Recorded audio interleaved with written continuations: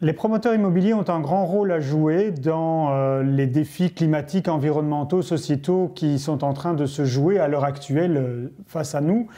Et dans ce cadre-là, Athénor a décidé de créer une cellule de réflexion appelée Archilab, qui est un think tank, une sorte de laboratoire de réflexion, d'idées, d'observation, et qui réunit un ensemble d'experts internes, externes, de différents horizons qui vont réfléchir à toute cette question. Alors, au fil du temps, ce think tank est devenu un do tank, puisque ces idées et ces réflexions sont devenues des choses extrêmement concrètes. Et aujourd'hui, nous allons parler d'un des thèmes qui a été abordé dans les réunions qui ont été faites au sein d'Athénor. Nous allons parler des certifications. Et pour ce faire, j'ai réuni autour de cette table Sunita Van Eers, qui travaille chez Surreal. Bonjour Sunita. Bonjour. Ainsi que Patrick Beckers, qui travaille chez Athénor. Bonjour. Je vais m'adresser d'abord à Sunita. C'est quoi ces certifications? Quels sont les différents types qu'il existe aujourd'hui? Les systèmes de certification, c'est pour certifier des bâtiments ou des quartiers durables. Et c'est surtout pour s'assurer une approche intégrale de toutes les thématiques de développement durable, donc notamment l'énergie, l'eau, déchets, matériaux, etc. Il y a des systèmes plus au niveau de la Belgique, pour exemple le GRO ou Duurzaamheidsmeter. Et après, il y a des autres certifications qui sont plus internationales, notamment le BREEAM, WELL, LEED, DGNB, HQE. Donc c'est vraiment une contrôle de qualité, tous ces différents systèmes de certification.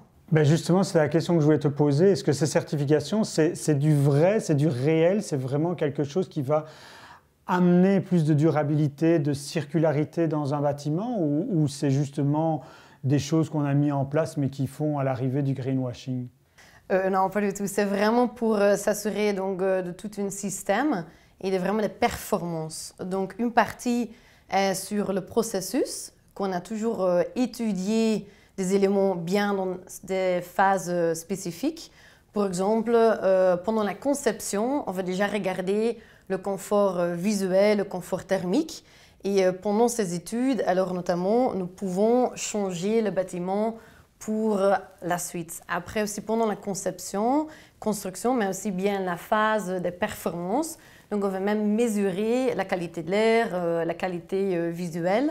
Donc pour en effet s'assurer qu'il n'y a pas de greenwashing. Patrick, toutes ces certifications, c'est des choses que vous utilisez, vous, dans vos projets. Vous les appliquez chez Athénor? Oui, absolument. En fait, mais nous, comme acteurs dans le développement des villes, on a voulu justement renforcer notre engagement par rapport à des choses qu'on faisait déjà dans la qualité de nos projets, au niveau ambition de durabilité, ambition au-delà même de la durabilité, de la qualité de vie qu'on donne aux futurs occupants, au sens plus large des citoyens de la ville. On avait déjà entamé des démarches comme celle-ci. Maintenant, c'est devenu un must pour tous nos projets. C'est un engagement qu'on a pour tous nos projets d'appliquer ces certifications. Et comment ça se passe, les relations entre un promoteur immobilier et Surreal? Vous travaillez à quel moment ensemble? Mais pour ce genre de certification, en fait, on est obligé de les engager tout à fait en amont. Donc, nous, c'est une priorité pour certaines certifications, comme le BREEAM.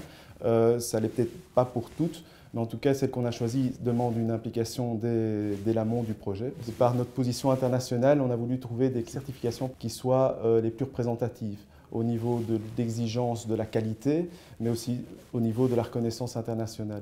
Et là, en termes de durabilité, c'est le BREEAM qui sort du lot actuellement.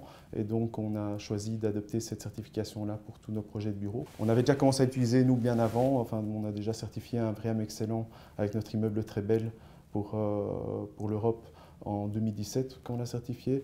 À l'international, on a certifié aussi dernièrement en excellence, je prends les exemples d'excellence, le projet Naos à Luxembourg. Avoir une certification, ça donne plus de valeur aujourd'hui à un bâtiment? Oui, tout à fait. Et je vais aussi rajouter encore certains autres éléments au niveau de BREEAM, parce que le BREEAM existe déjà depuis plus que 30 ans déjà, donc même avant notre réglementation énergétique.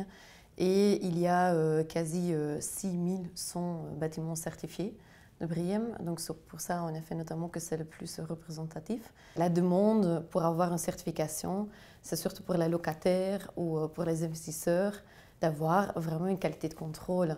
Tout le monde, maintenant, fait du durable, mais ce n'est pas toujours vrai. Et c'est vraiment un système qui permet de s'assurer. Il y a plusieurs parties qui doivent aussi le contrôler. Il y a vraiment une institution BRE qui va la contrôler. Après, il y a les assesseurs, etc. Patrick, des bâtiments que tu pourrais citer qu'Athénor a amené dans ces certifications? Il y a tous les projets en cours de développement tels que le Beaulieu, qui est un projet de rénovation assez ambitieux, le projet Realex, qui est aussi destiné à l'Europe, le projet CCN en cours de développement, le projet Victor. Et à l'international, alors comment est-ce que ça se passe? Ces certifications s'appliquent également à l'international? À l'international, tous nos projets sont en cours de certification BREEAM excellent et WELL également. Donc, par exemple, à Luxembourg, nous avons les projets Twist et Square 42 qui sont assez ambitieux au niveau énergétique et durabilité, mais aussi de confort pour les occupants. En Hongrie, à Budapest, nous avons déjà certifié un développement de bureaux assez important qui est le Váci Green. Au Portugal, on a un projet aussi assez ambitieux de bureau qui est le projet Wedby. De nouveau, double certification BREEAM et WELL. Sunita, si un client arrive quand il a déjà commencé son projet, c'est trop tard? On peut commencer avec WELL un peu plus tard, vu qu'il y a beaucoup plus de crédits et c'est surtout sur tout ce qu'on fait vraiment des performances dans le bâtiment même. Pour BREEAM, c'est vraiment très important de commencer au début. Si par contre il arrive juste au moment du chantier, au début du chantier, il va avoir plein de crédits qu'il ne va pas pouvoir obtenir. Et donc, il pourrait toujours faire une certification BREEAM, mais ça ne va juste pas être une bonne score. Et on aura perdu tous ces éléments d'optimisation qu'on aura pu faire avant. Et alors, on va juste se concentrer sur la construction ou bien sur le commissioning. Alors, ce n'est pas non plus une bonne idée de commencer trop tard à regarder ces vidéos d'Archi Urbain à l'actu, mais il n'est jamais trop tard pour les voir et revoir, bien évidemment, sur vos réseaux sociaux favoris. Et il y a d'autres vidéos qui vous attendent. Rendez-vous à la prochaine émission. Au revoir, merci beaucoup.